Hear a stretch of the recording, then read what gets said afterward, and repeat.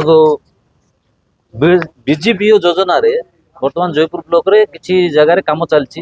ତ ଏହାକୁ ନେଇକିନା ହାଡ଼ିଆ ପଞ୍ଚାୟତର ଭତ୍ରା ଗାଁରେ ଗୋଟେ କମ୍ୟୁନିଟି ହଲ୍ ଆସିଛି।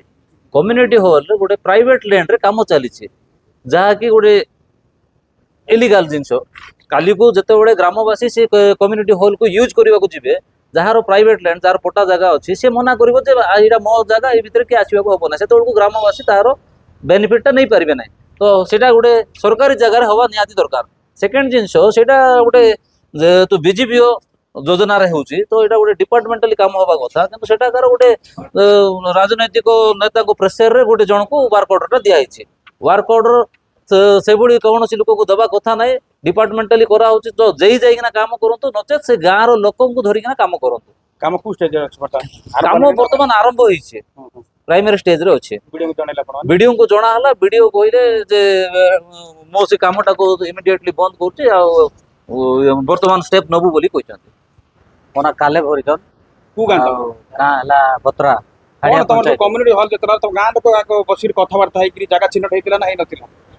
ଆମେ ତ ଜାଣିନୁ, ଯେତେବେଳେ କାମ ପ୍ରାଇମେରୀ ଷ୍ଟେଜରେ ଅଛି ଏବେ, ସେ କାମ ଯେତେବେଳେ ଆମେ ଦେଖିଲୁ ଜାଣିଲୁ, ତାପରେ ସେଟା କ'ଣ ପାଇଁ କାମ ହେଉଛି ବୋଇଲାରୁ ଯେ ବାକି ଯେ ଲୋକ ଆସିଥିଲେ ସେମାନେ ଏମିତି ଏମିତି କାମ ବୋଲି କହିବା ଦ୍ୱାରା ଆମେ ଯାଇକି ତାକୁ ପଚାରିଲାରୁ ଏଇଟା ମୋର ଘର ଆସିଛି, ମୋର ସବୁ କିଛି ଆସିଛି, ଏଇଟା କେଉଁ ୟୁଥ୍ ମାନଙ୍କ ପାଇଁ ଆସିନାହିଁ କି ତମ ସାହି ପାଇଁ ଆସିନାହିଁ, ମୋର ଇଚ୍ଛା ଅନୁସାରେ ମୁଁ ଯୋଉଟା କରୁଛି ସେଟା କିଏ ମୋତେ ବାଧା ଦେବାକୁ ହବ ନାହିଁ ବୋଲି କହିଲେ।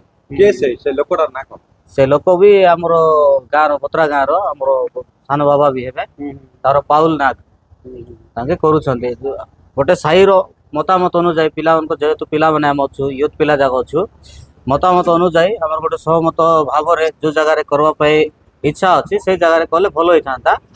ସେଥିପାଇଁ ତାଙ୍କେ ତାଙ୍କର ପ୍ରାଇଭେଟ ଲ୍ୟାଣ୍ଡରେ ଯେଉଁଟାକି ତାଙ୍କର ଏରିଆ ଯାଉଛି, ପଟା ଅଛି ତାଙ୍କର ଏରିଆରେ ଯାଉଛି, ସେଇ ଜାଗାଟା କଲେ, ସେ ଜାଗାଟା ଯଦି କଲେ ବୋଲେ ଆମେ ସାହି ଲୋକ ଯାଇକି କିଛି କରିପାରିବୁ ନାହିଁ ନା, ୟୁଜ୍ କରିପାରିବୁ ନାହିଁ, କି କୌଣସି ଲୋକ ମଧ୍ୟ ଆମେ ଗୋଟେ ପର୍ସନାଲି ମଧ୍ୟ ଯେଉଁ ଜିନିଷ ଦରକାର ସେ ଜିନିଷ ପାଇଁ ମଧ୍ୟ ଆମେ ସେଇ ରୁମ୍କୁ ୟୁଜ୍ କରିପାରିବୁ। ସେଥିପାଇଁ ଆମେ ବ୍ଲକ ଜାଗା ଗୋଟେ ଘର ହଉଛି, କାଳେ ସେ ଘର ସବୁ ତାର ନିଜର ବୋଲି କହିଦେବ ବୋଲି ଭାବୁଛୁ?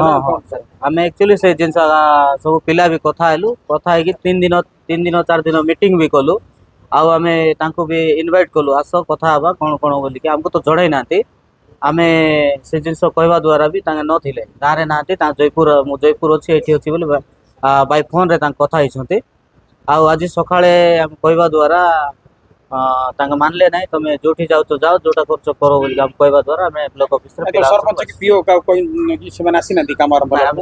ସରପଞ୍ଚ ଆମେ ତ ଜାଣିନୁ ଆସିଥିଲେ କି ନାହିଁ, ଆମେ ତ ଏବେ ଆମେ ଜାଣୁଛୁ, ଜାଣିବା ଦ୍ୱାରା ହିଁ ଏଠି ଆସିଛୁ। ସରପଞ୍ଚକୁ ଯେତେବେଳେ ଆମେ ଗଲୁ, ସରପଞ୍ଚ ପାଖରେ ଗଲା ପରେ ବି ସେ ସରପଞ୍ଚ କହିଲା ନା ଏମିତି ଏମିତି କାମ ହେଉଛି କି ବୋଲି। ସେ ସରପଞ୍ଚ ସାର୍ ମଧ୍ୟ ସିଗ୍ନେଚର କଲେ, ଷ୍ଟାମ୍ପ ଦେଲେ, ଆଉ ଏଇ କାମ ଯଦି ଏମିତି ହେଉଛି ବୋଲେ ବନ୍ଦ କରାଯାଉ ବୋଲି ତାଙ୍କେ ବି କହିଲେ। ଆଉ ଯଦି ଦରକାର ଅଛି ପିଓ ପାଖେ ବି ଯାଇ କି ବିଡ଼ିଓ ପାଖେ ବି ଯାଇକି ମୋତେ ଫୋନ୍ କରନ୍ତୁ, ମୁଁ ବି କହିବି କହିଥିଲେ। ଗାଁର ବାକି ଯୁବକ ମାନେ ବି ବାହାରୁଛନ୍ତି କି ନାହିଁ, ବିରୋଧ କରୁଛନ୍ତି କି ନାହିଁ? ସମସ୍ତେ ଆମର ଗାଁର ସମସ୍ତେ କରୁଛୁ ଆଜ୍ଞା, ସେଥିପାଇଁ ତ ଆମେ ଆସୁଛୁ ଏଇ ଜାଗାରେ।